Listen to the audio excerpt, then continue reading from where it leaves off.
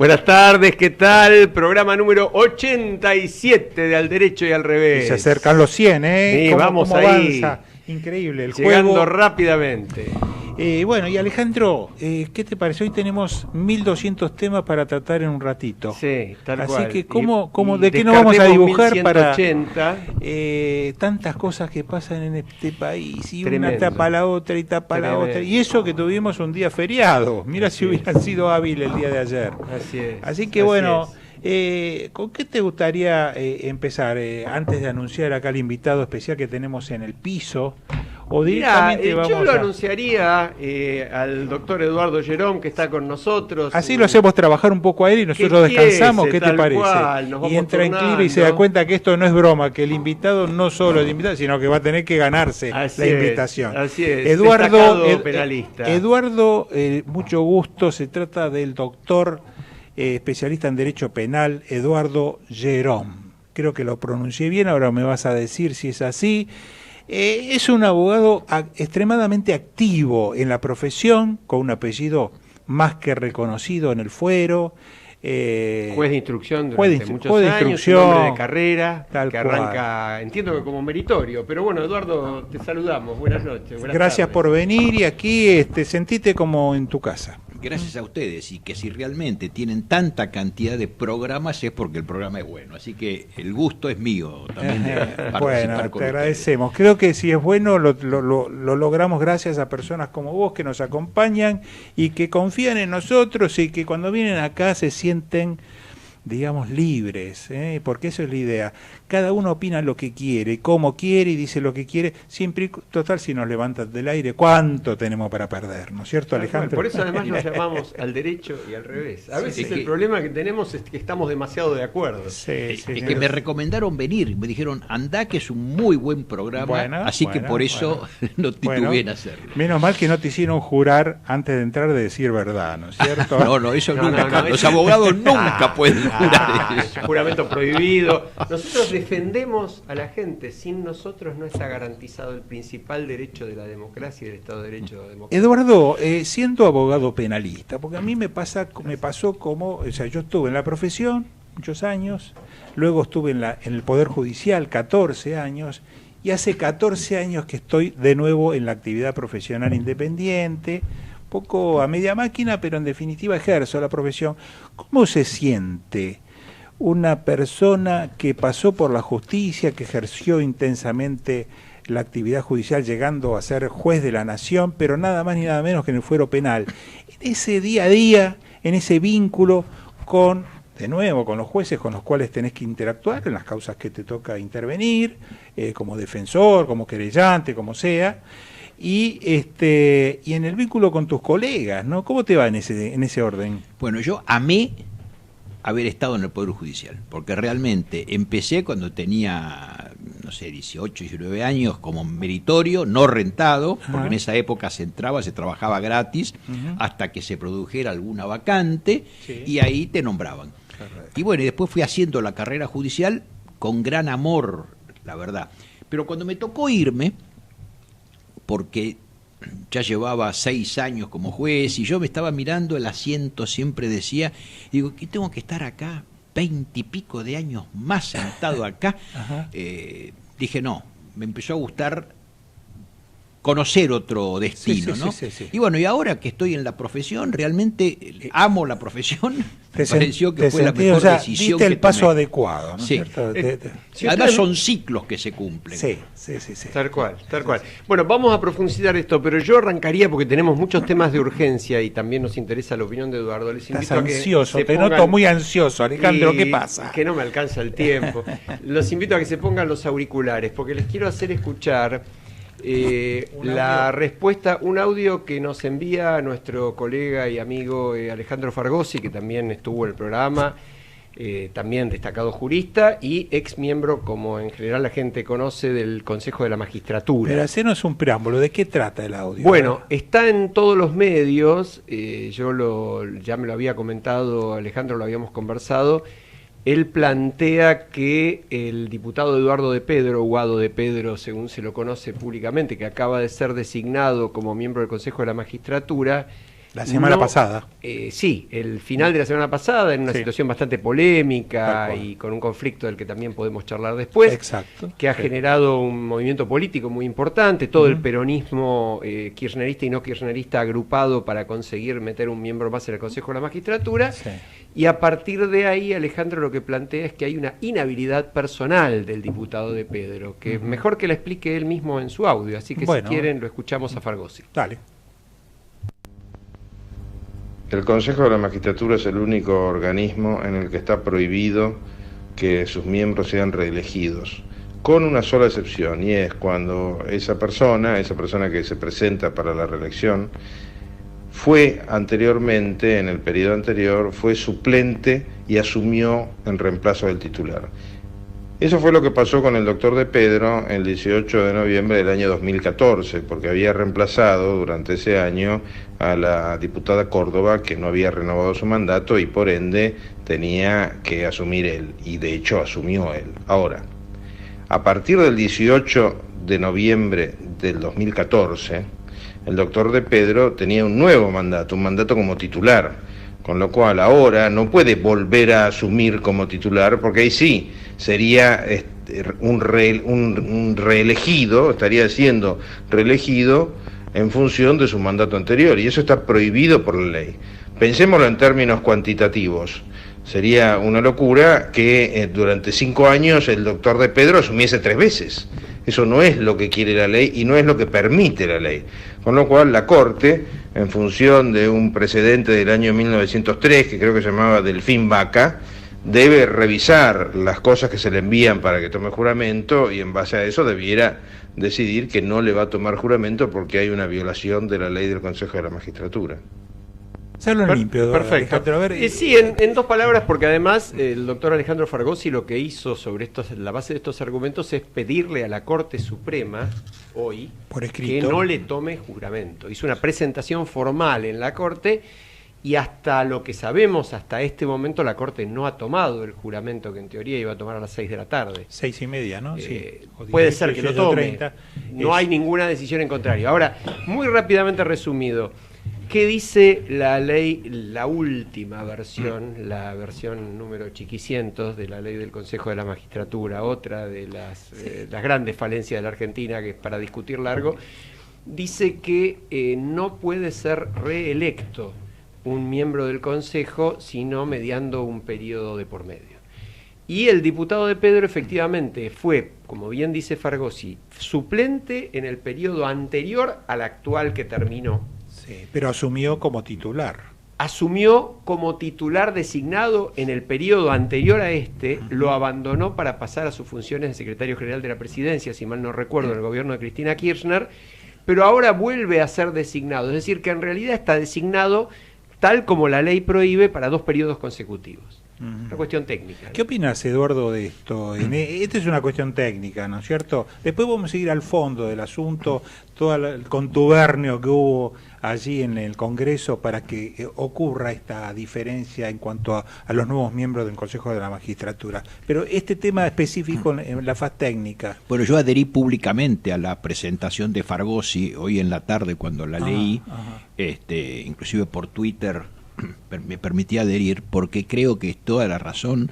Creo que mucho más los organismos que se vinculan con la justicia tienen que hacer cumplir la ley, porque es fundamental.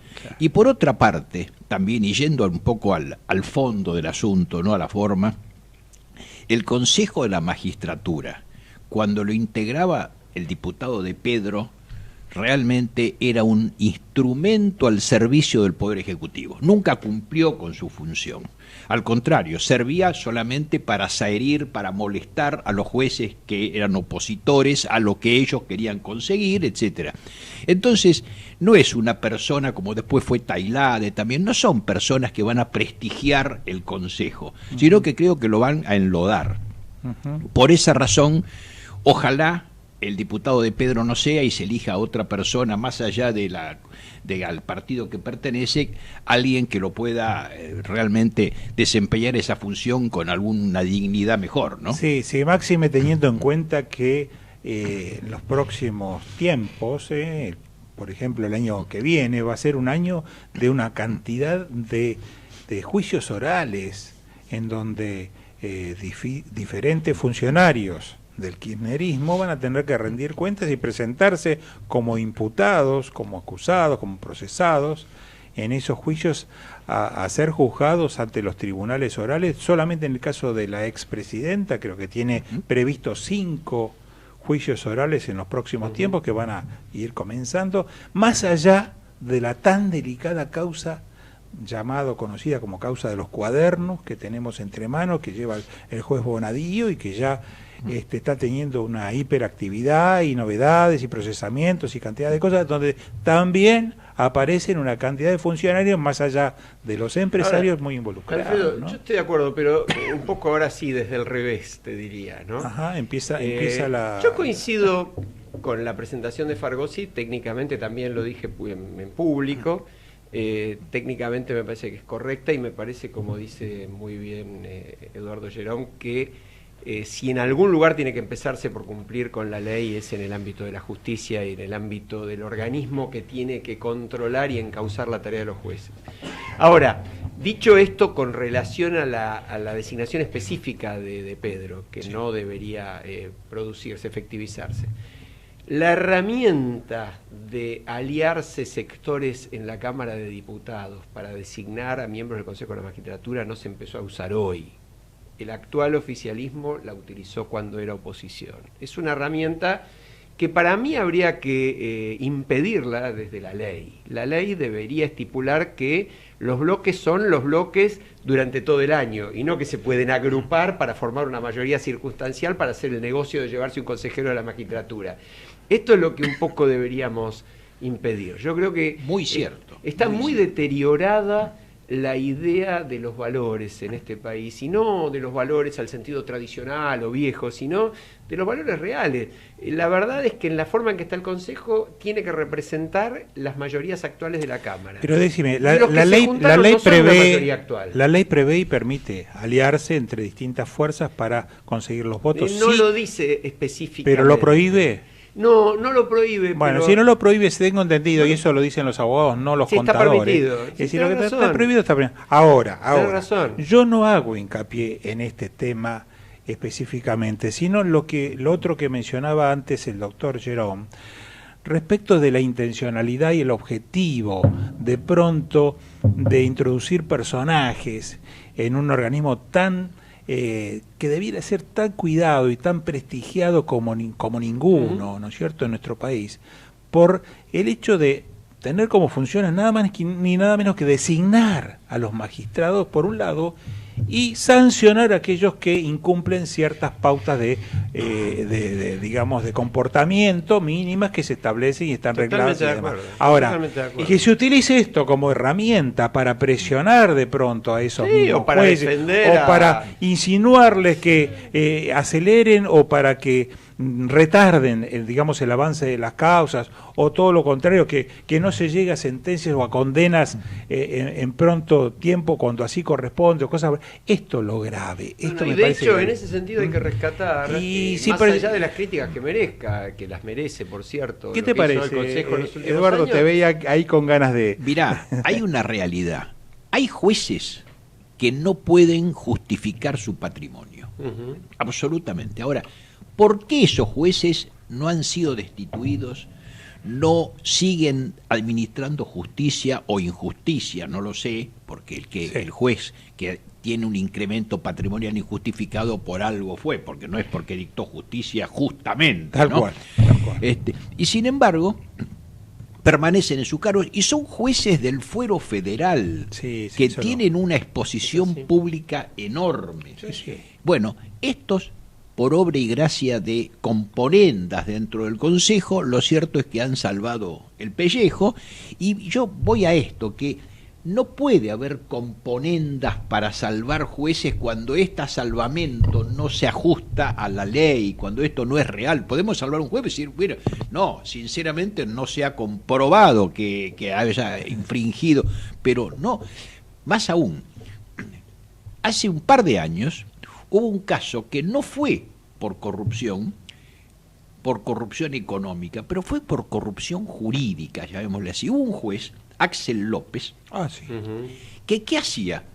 Dejaba en libertad a todos los delincuentes, criminales, violadores, lo que fuere, los dejaba en libertad en forma indiscriminada. Sí.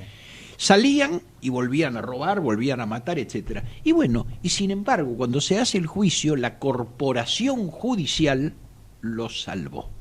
Y ahí está continuando con su mal quehacer judicial, ¿no es cierto? Correcto, como ejerciendo la magistratura, sí. Yo te corro un poquito el ángulo, Eduardo, porque sabemos que vos estás muy interesado en los temas de seguridad en general.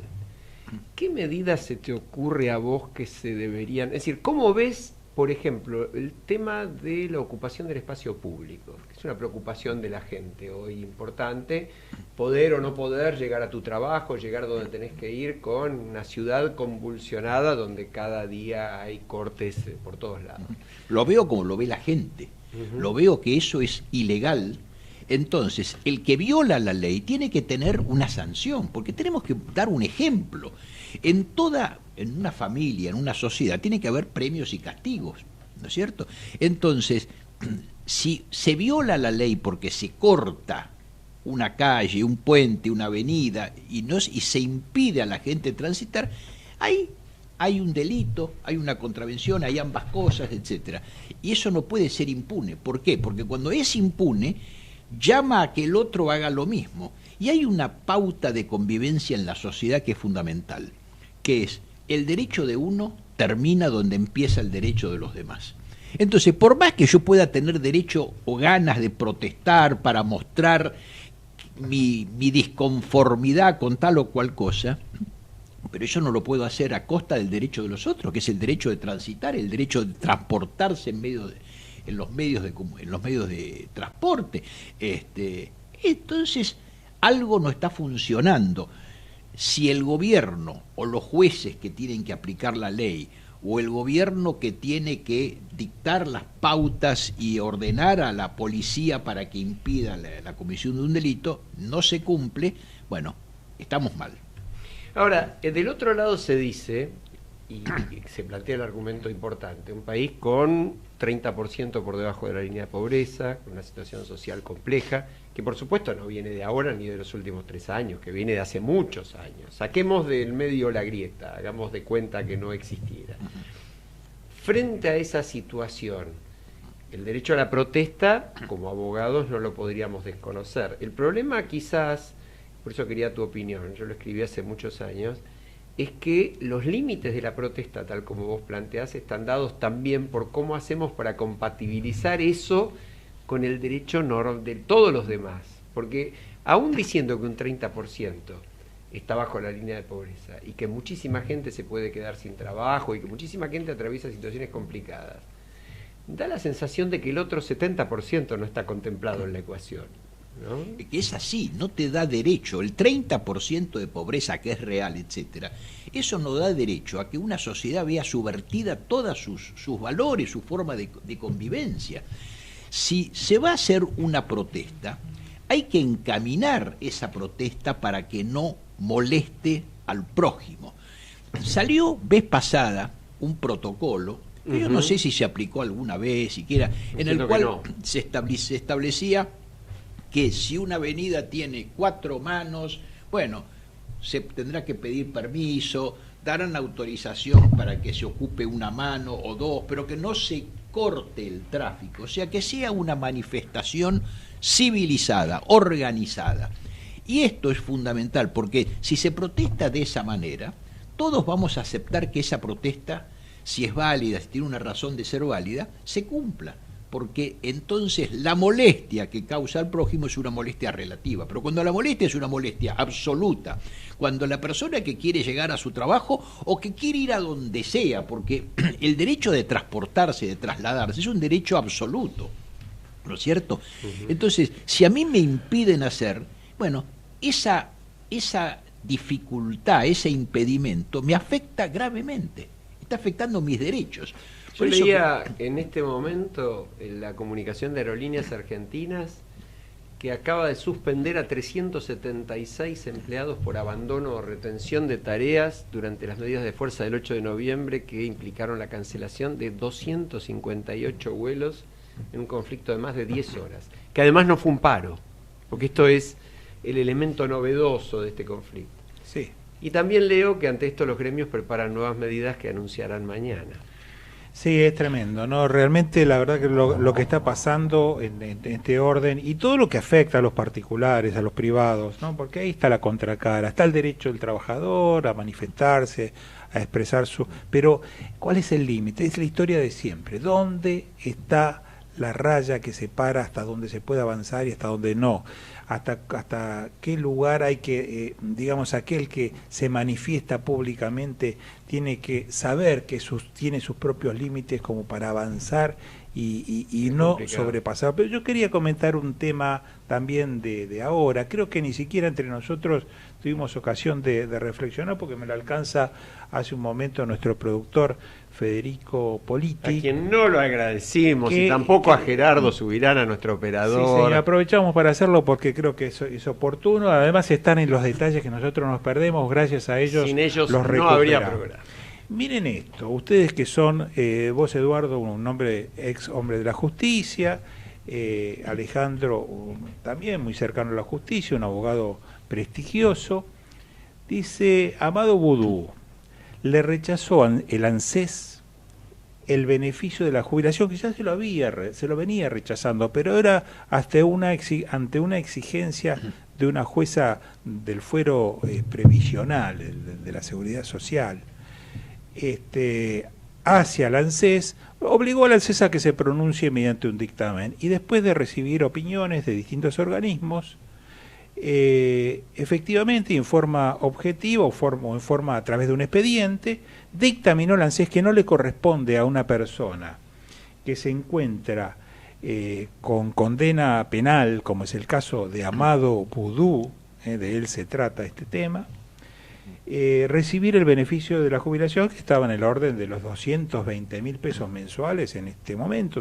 Calculo yo que es el valor que percibiría si lo estaría cobrando. Así que esto es una reflexión, es un límite también, es un llamado de atención en donde hay ciertas cuestiones que por allí no resultan compatibles. ¿Cómo puede ser alguien que recibe una jubilación que es un verdadero privilegio, porque efectivamente esta jubilación no es la jubilación del común de la gente desde ya, pero encima tratándose de un funcionario al cual se le han acreditado más de una falta penal, tiene condena firme, le está cumpliendo, firme creo que hasta ahora, si estará recurriendo será ante la Corte, pero la condena debe estar firme y está en prisión cumpliendo esas condenas. Pero Alfredo, este hombre, Amado Vudú, ha ocupado uno de los cargos más altos de la República, ¿no? Vicepresidente, el segundo más alto, y realmente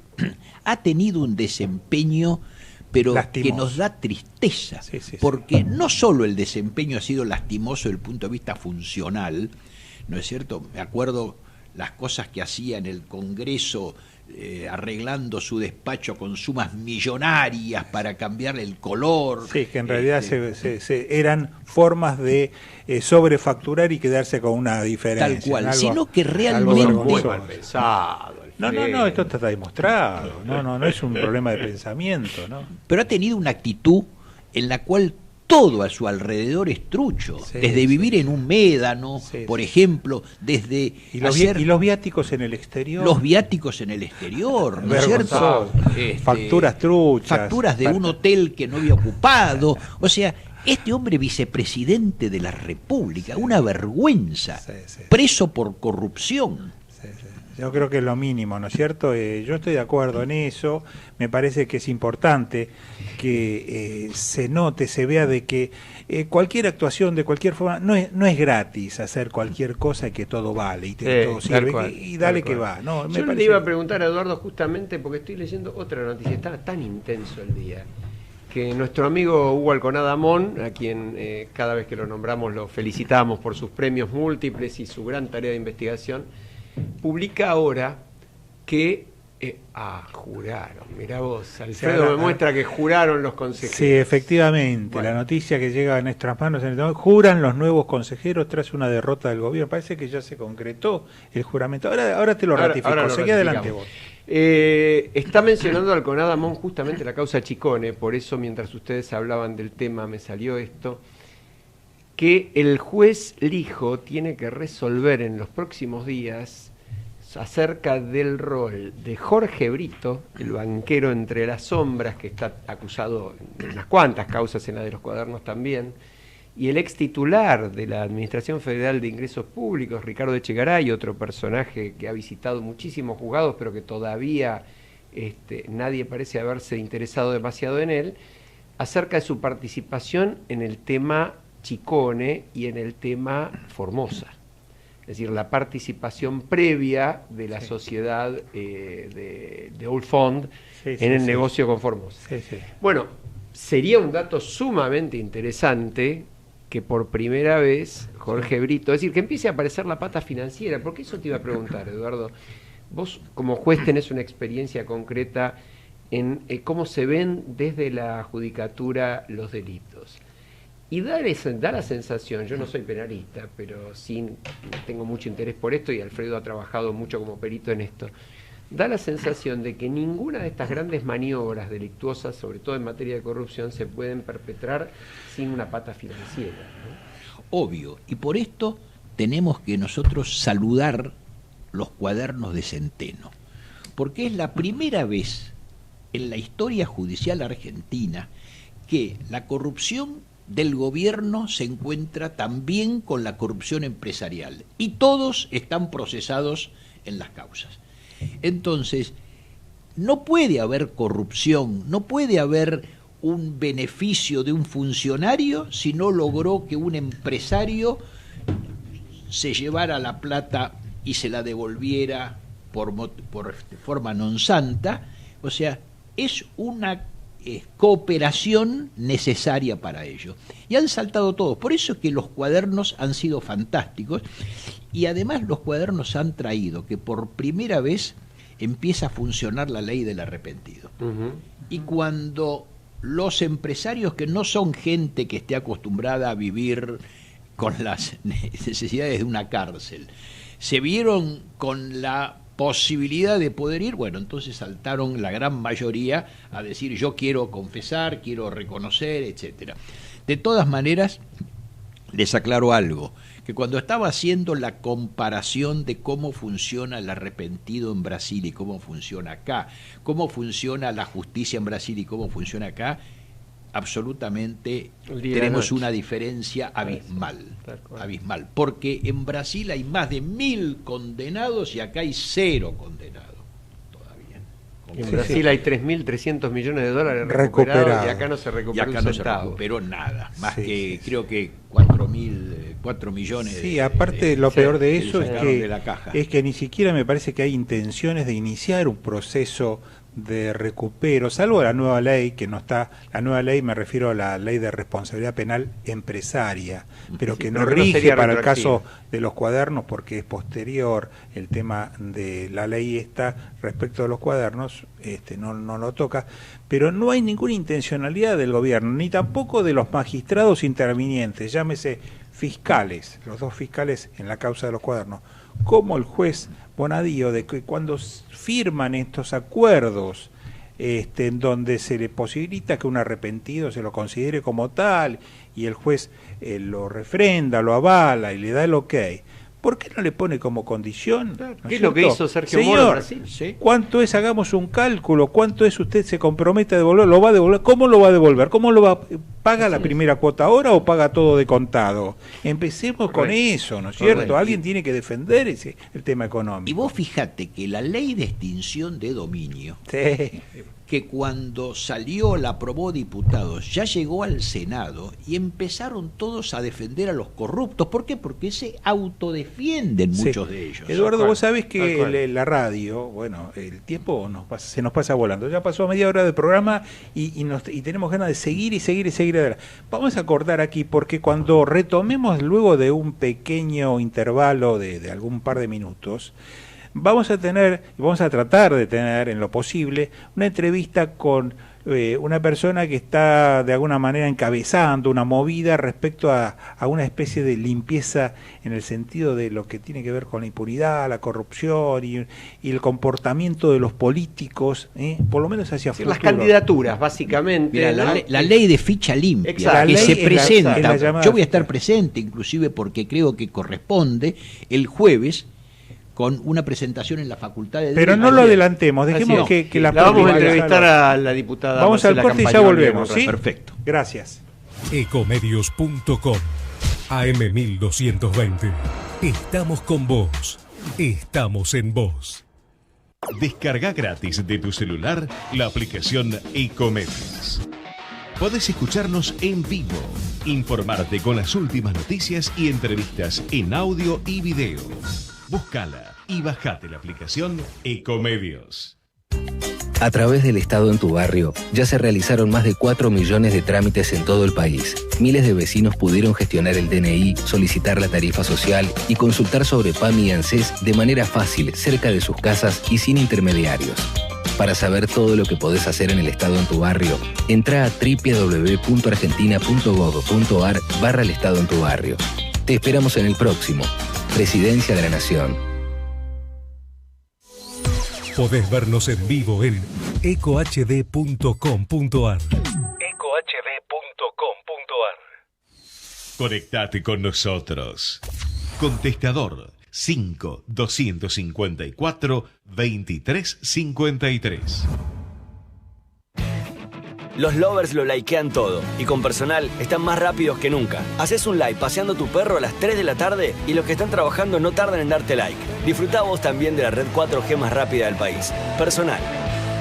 Más información en personal.com.ar/4G. Por fin, Deco Propuestas Decorativas. Empresa familiar dedicada a la decoración integral. Cortinas tradicionales, rollers, romanas, orientales, verticales, venecianas, entelados, tapicería en general, toldos. Visite nuestro showroom en Honduras 4613, cuarto piso, oficina 402, Ciudad de Buenos Aires. Contacto al 15 44 78 60 87. Atención personalizada. También nos puede encontrar en www.porfindecoraciones.com.ar.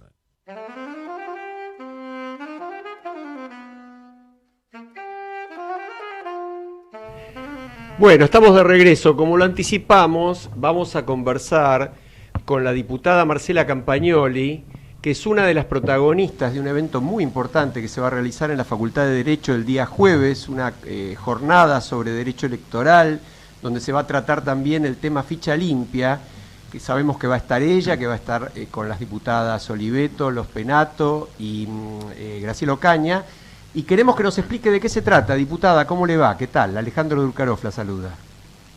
¿Qué tal? ¿Cómo estás, Alejandro? Buenas tardes.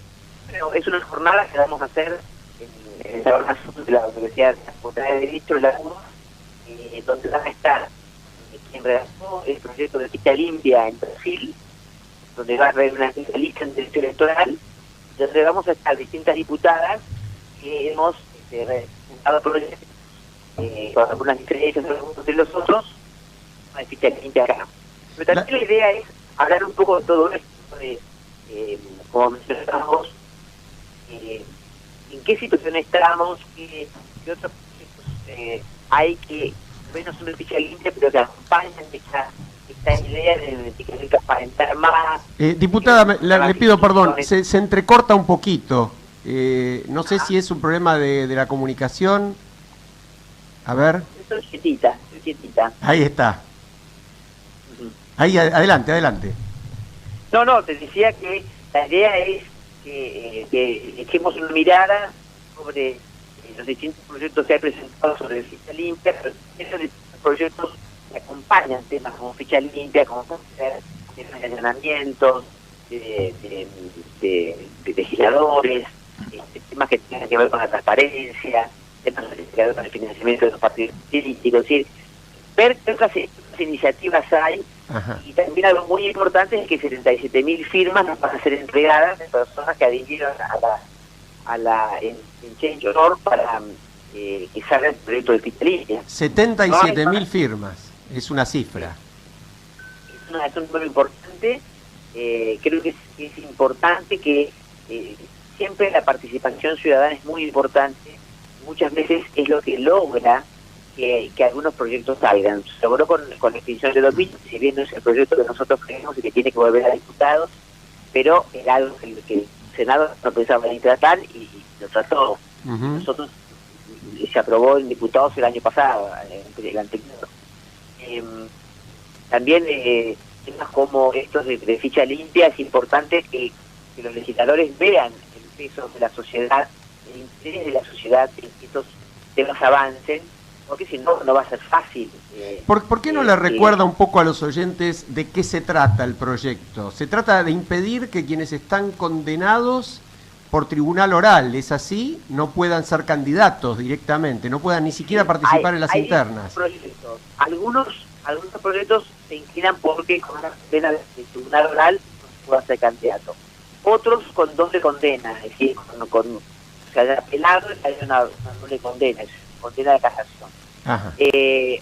Otros, la mayoría habla de la doble condena, lo que sí, algunos hablan de después de la condena por 8 años no puedo ser candidato, y otros, como en el caso de mi proyecto, es que no va a ser candidato nunca. A mí me parece, a mí me interesaría poder prestigiar.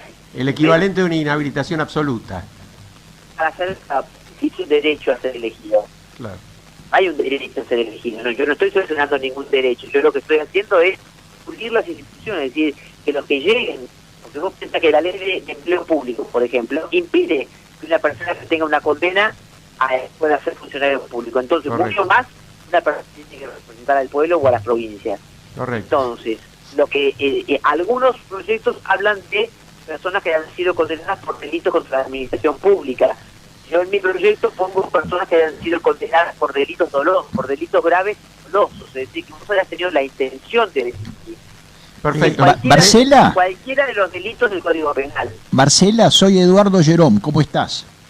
Hola Eduardo, ¿cómo estás? Bien. Muy bien, me alegro mucho de escucharte, nos veremos el jueves, pero quería solo comentarte que tenemos toda la esperanza de que esto funcione y además hay en este proyecto que se te va a presentar algo que pasó en Brasil, para evitar lo que pasó en Brasil con Lula, ¿no es cierto? O sea que la ley disponga que ningún juez puede, bajo ningún punto de vista, eludir esta prohibición, porque si no se va a lograr que jueces venales o que estén al servicio de la política puedan dar o algún tipo de amparo, lo que fuera, ¿no es cierto? Entonces que tratar de que la ley sea lo más firme posible en ese aspecto. Claro, lo más firme y lo más clara, por eso es que yo hago hincapié en delitos dolosos, es decir, que una persona tuvo la intención de delinquir en cualquiera de los delitos graves del Código Penal, no puede ser candidato. Creo que es importante, y para mí es importante que no pueda ser candidato nunca, porque una persona que tuvo la intención de delinquir, bueno, yo quiero que los candidatos y los que aspiren a integrar las distintas instituciones del Estado sean personas probas, no solamente idóneas, sino también probas. Correcto. Marcela, una sola pregunta para graficar ante la opinión pública, ante la gente, ¿qué significa esto? Por ejemplo, ¿Carlos Menem podría ser senador si estuviera vigente la ficha limpia en cualquiera de sus versiones? No podría ser. No podría ser Carlos Menem. No hubiera podido ser candidato si Carlos Menem era senador. Perfecto. Bueno, creo que con eso establecemos bien el punto. Les deseamos mucha suerte en la jornada del jueves. ¿A qué hora es el jueves entonces? ¿En la convocatoria? 7:30 en el Salón Azul de la Facultad de Derecho. Perfecto, bueno, bárbaro. Muchísimas gracias. Gracias, diputada. Marcela. Hasta el jueves, Marcela. Bueno, gracias a ustedes, hasta luego. Bueno, interesante yo creo que es bastante claro el objetivo. El objetivo es más que loable. Nadie quiere, creo que ningún país, los ciudadanos, los votantes de nuestro país, de ninguna manera queremos que la política sea una especie de aguantadero. Es que eso es lo que hemos dicho muchas veces. Que el Congreso Nacional tenga como uno de sus objetivos esto de resguardar a personas para que, bueno, habiendo sido condenadas, de pronto en lugar de ir a la cárcel, se queden en el Congreso amparados por algún fuero que no le corresponde, ¿no es cierto? Y que lo único que están buscando es que justamente con estos amparos o estos fueros especiales se les esté prorrogando, demorando o anulando una condena penal. Así que pero por eso saqué el ejemplo, me parece que es muy puntual, el ejemplo de Menem es muy descriptivo, porque esto si se ve otra vez desde la grieta y estamos en problema, ahí no sirve nada. Si esto es para que Cristina vaya presa, sea o no condenada, no es ni para Cristina, ni para nadie en particular, es para todos. Si funcionarios de este gobierno son después condenados y tienen una doble condena según el texto que tenga la ley, o tienen una condena de tribunal oral, como sinceramente yo creo que debería ser, por lo menos que con condena de tribunal oral no puedan ser candidatos, y después si son absueltos, bueno, puedan recuperar su derecho. Exactamente. Porque el problema es, ojo, hay un argumento desde el revés muy fuerte acá, y lo vamos a escuchar, que es el tema de la presunción de inocencia. Y todos sabemos, y los tres que estamos en esta mesa también creo que lo compartimos sin duda, la presunción de inocencia es base del Estado de Derecho, porque nadie puede ser considerado culpable hasta que no lo declare un juez, eso es verdad. Ahora, cuando estamos ante un sistema, esto es un poco lo que pasó en Brasil. En Brasil la ley de ficha limpia, que le impide a Lula ser candidato, la termina sancionando el propio Lula, publicando el propio Lula cuando la sanciona el Congreso. ¿Por qué? Porque la presión fue terrible de la sociedad por los niveles de corrupción que ya había antes del lavallato, con el mensalao, que era la mensualidad que le pagaban a los diputados, a los congresistas, para que trabajen, entre comillas, en el Congreso en favor del gobierno de turno. Entonces, frente a esta presión popular, sale la ficha limpia, tratando de decir, por lo menos lo que no queremos es que los que ya están condenados, aunque sea con una condena de 3 jueces, porque es de tribunal colegiado, de 3 jueces por lo menos, esos no puedan ser candidatos. Porque vos has mencionado la presunción de inocencia, es cierto, la presunción de inocencia es la base de un juicio justo, de un Estado de Derecho, etcétera. Pero la presunción de inocencia es cuando no hay una condena sobre una persona. A partir del momento en que un juez dice, usted es culpable, aunque sea un juez de primera instancia, aunque sea la primer condena, ya la presunción de inocencia cede, cae. Ya esa persona pasa a ser condenado, no está más ni imputado ni procesado, es condenado. Después, como tiene bien recursos, dijiste pero vos, nada más. Como bien dijiste vos, Alejandro, si después consigue que un tribunal superior revoque esa, bueno, allí, pero mientras tanto, él está condenado. Y no tiene más la presunción de inocencia. Con el agravante de los 14 años promedio de las causas de corrupción, con el agravante de que Menem ahora fue declarado en uno de los juicios prescripta su causa por haber pasado 20 años sin que el Estado lo termine de juzgar. Eso es terrible. Es Mira, perdón que te interrumpa porque has puesto el dedo en el ventilador. Resulta que la propia justicia permite que una causa prescriba por su inacción, ¿no es cierto? Y después la propia justicia dice, como yo fui inactivo y permití que tiempo pasara, ahora la declaro prescripta. O sea, esto sí, sinceramente es una carga. Por suerte todavía no quedó totalmente firme. No, y hay un fallo contradictorio de la propia Cámara de Casación que dice lo contrario, ¿no? Claro, pero bueno, es el país que tenemos. Ahora, yo quería cambiar el ángulo y referirme a una realidad que en estos tiempos está teniendo bastantes controversias, que es el problema de las mafias en los sindicatos, en el sindicalismo. Y en particular tenemos varios casos en los últimos 2 años, diría yo, que son bastante descriptivos, con algunos sindicalistas presos en el país y hasta en el exterior, hasta en el Uruguay. Tenemos a uno de ellos ya con condena incluso, ¿no es cierto? Y con decisión de incautación de los bienes. Lamentablemente en ese caso los bienes quedan o el dinero encontrado en cajas de seguridad del Uruguay van a quedar aparentemente, no sé si en su totalidad, pero en buena parte van a quedar para el Estado uruguayo. Pero bueno, esa es otra discusión. A donde iba yo es el caso de la familia Moyano en particular. Espero que no tengas ninguna vinculación, o sí. Perdón por la interrupción, pero hace un minuto el sitio oficial de la Corte Suprema dice que el presidente de la Corte le tomó juramento a los nuevos integrantes del Consejo de la Magistratura. Ajá, o sea que lo que acabamos de decir... La presentación de Fargosi evidentemente no fue considerada. Consumado. No fue considerada o fue denegada, ¿no es cierto? Una de dos. Yo creo que ni la consideraron, no tenían una obligación formal de considerarla. Pero bueno. Perdón por la interrupción. Otro retroceso. Y me parece que eso es mafia. Es mafia. Sí, sí. La mayoría de los dirigentes sindicales, salvo excepciones, se han perpetuado en el poder a través de los años. Esto va contra toda regla de la democracia, porque cuando nosotros vemos que hay caciques sindicales que desde hace 30, 35 años que están dirigiendo el gremio, con elecciones amañadas, con una economía que realmente se han llevado, porque no puede ser que un dirigente sindical viva en mansiones y tenga una vida rumbosa, ¿no es cierto? Sí. Todo a costa de los trabajadores. Sí, con el manejo irregular de los recursos de la obra social, del sindicato, como está siendo comprobado en el caso de camioneros, de los Moyanos, donde transfieren fondos y se lo pasan a un club de fútbol, de donde casualmente ellos mismos son los que tienen la titularidad como presidente del club, y de pronto el dinero proveniente de la venta de jugadores de ese club no ingresa en su totalidad al país, y hay una cantidad de negocios y negociados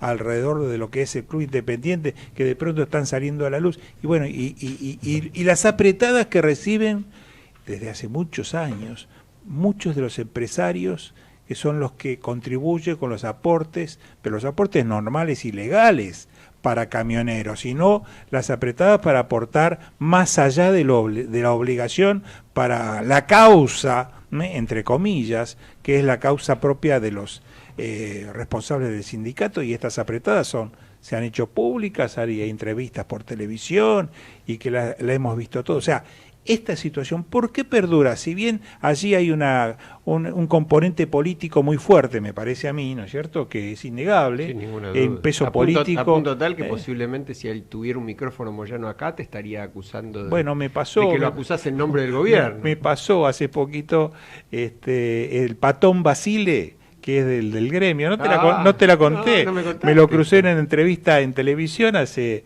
un mes atrás, y resulta que en el intervalo donde yo salía de la entrevista y él entraba, me habló el oído y me desafió, y yo por decir que llevaba, digamos, iba con la vejiga bastante vacía, sino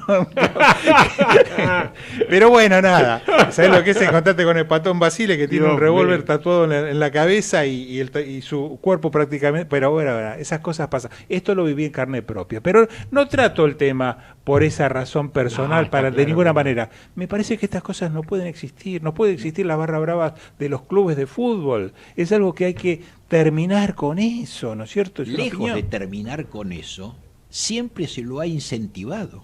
Sí. Porque fíjate que en un momento dado se creó las Hinchadas Unidas Argentinas, en el cual se reunía a las barras bravas para llevarlas al exterior. Ahora, desde el punto de vista penal, ¿qué se puede hacer frente a esa realidad?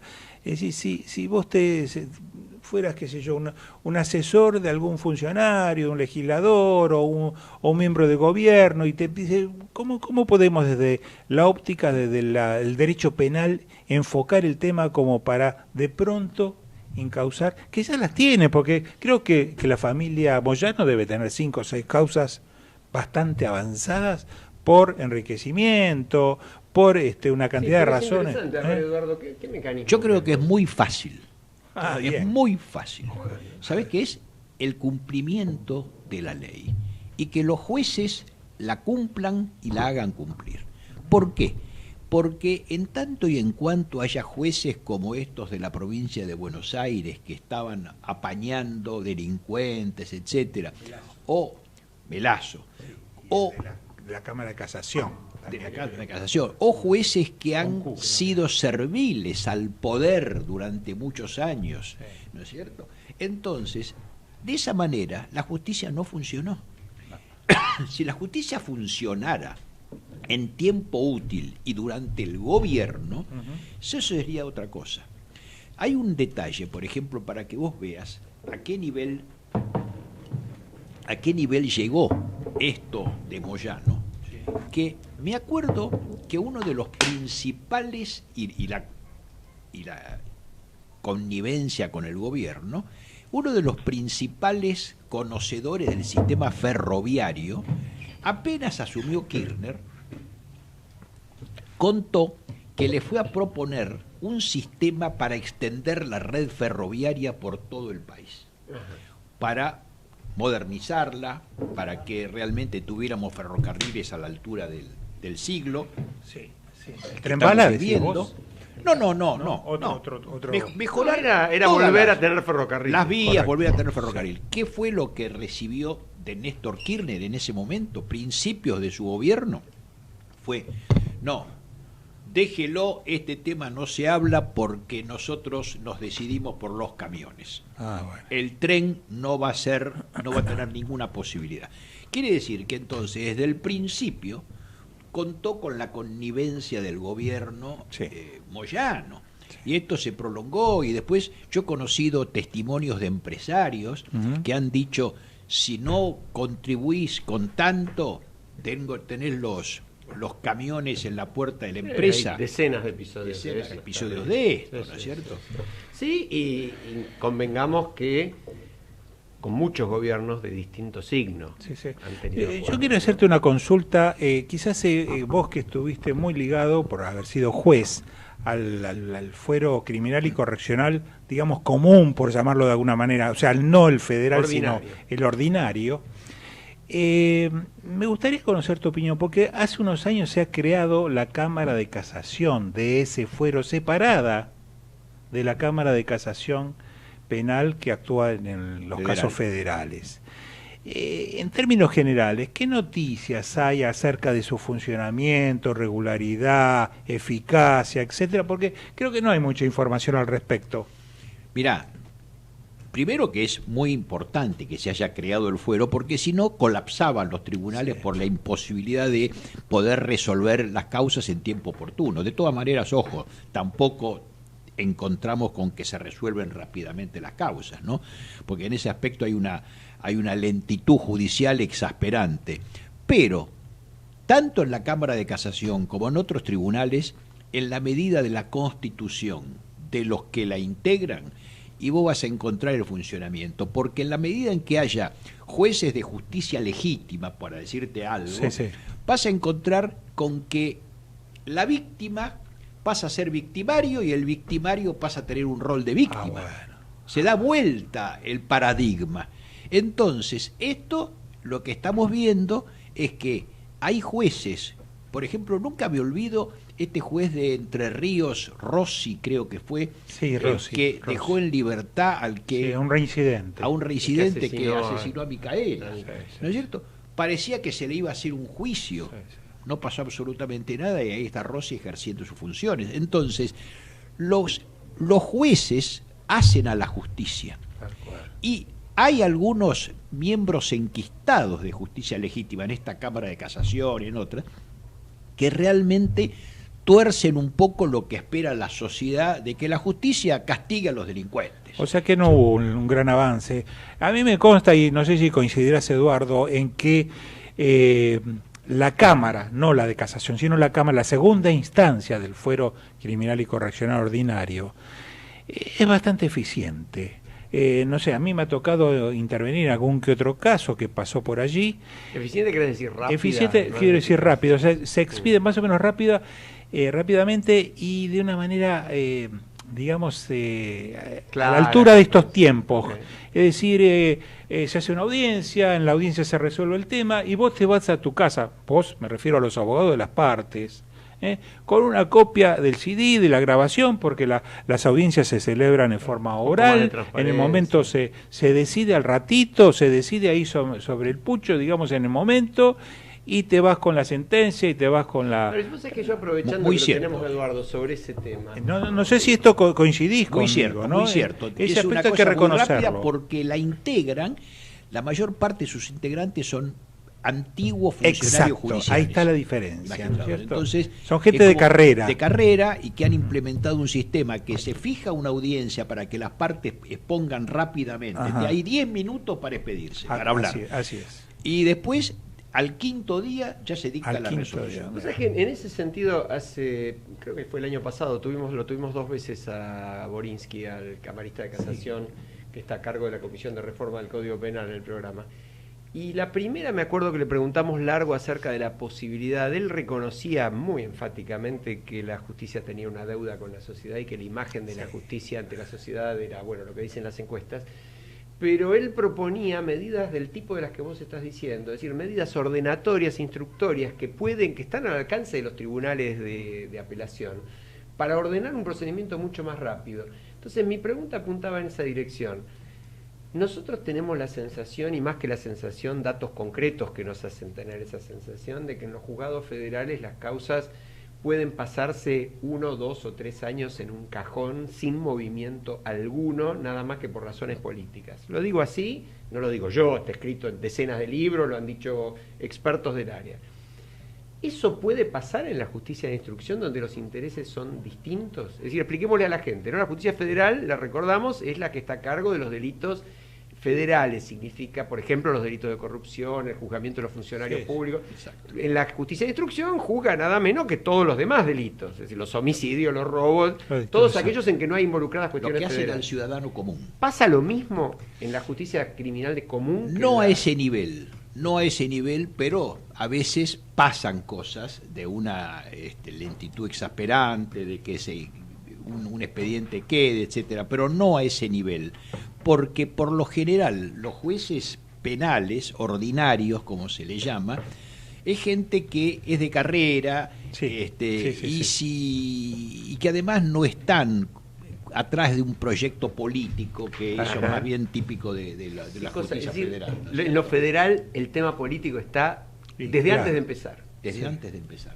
Y vos fijate que cómo será que algunos funcionarios y magistrados del fuero ordinario han querido pasar a federal, porque es como que se sienten más importantes. Claro, y otro poder. Y de hecho lo son. Claro. Pero no accede cualquiera, claramente. No. El tema, vos sabés que los nombramientos de jueces en el gobierno anterior, por eso celebro si esto ha cambiado y esperemos que sí, eran amañados. O sea, me ha pasado en alguna oportunidad de saber que ya estaba el candidato puesto antes del examen, ¿no es cierto? Con lo cual los jueces ya eran venales para acceder, porque era necesario que fuera un juez federal acorde o dócil al régimen, ¿no? Y estas son las cosas que realmente están tan reñidas con la institucionalización del país, ¿no es cierto? Tan reñidas con lo que quiere la gente, que quiere ver transparencia. Se nos fue el tiempo, lamentablemente se nos fue el tiempo, pero yo antes de cerrar, te quiero dar 4 nombres y quisiera 4 palabras que califiquen esos 4 nombres, como para decir, aprovechamos hasta el último segundo. Bonadío. Bonadío es un juez valiente. Palabras, una sola palabra. Valiente. Canicova Corral. No quiero dar opiniones más negativas de lo que significa. Ya la diste. Torres. No lo conozco. Luis Rodríguez. Luis Rodríguez, tampoco tengo causas que me hayan permitido, pero ha tenido un origen. Mirá que Rodríguez viene de instrucción. Sí. Y ese es tu fuero. Sí. No podés decir no lo conozco. Ahí no podés zafar. Bueno, pero está bien. Más allá del interés, me parece que lo vamos a tener que tratar en otro programa. El componente político de la respuesta. Muy bien, te felicitamos, gracias por tu visita. Muchas gracias, nosotros Eduardo. Nos despedimos hasta la semana que viene. Sí, ¿Vos señor, querés y decir le damos algo? espacio a Voces y Memorias con Hernando Obría. Señores, hasta el martes. Gracias a ustedes. Gracias, muchas gracias.